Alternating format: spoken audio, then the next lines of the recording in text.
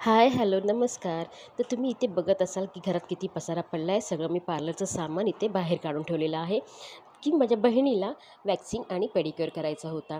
Waxing करता करताच मध्ये लाईट गेली म्हणून थोडा टाईम काम आमचं थांबलं होतं.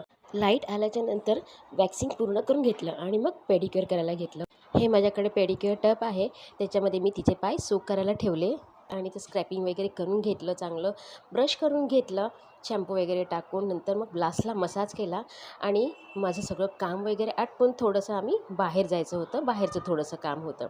ते बाहेरचं काम आम्ही आटपून वगैरे घरी आलो आणि घरी आल्याच्या नंतर मी तिला नेलपेंट लावायचं होतं, कारण की मी जेव्हा बाहेर गेली तेव्हा धूळ वगैरे बसली असते आणि नुकतंच पेडिक्युअर केलं होतं. तर मी म्हणली परत वॉश करून नेलपेंट परत लावता येईल, म्हणून मी तिच्या पायाला नेलपेंट आत्ता लावते. लेट नाईट उशिरा, ते पण 12 वाजता मी तिला नेलपेंट लावली. तर आजचा मिनी ब्लॉग तुम्हाला कसं वाटला ते कमेंट करून नक्की सांगा आणि आवडलं असेल तर लाईक, शेअर, सबस्क्राईब करा.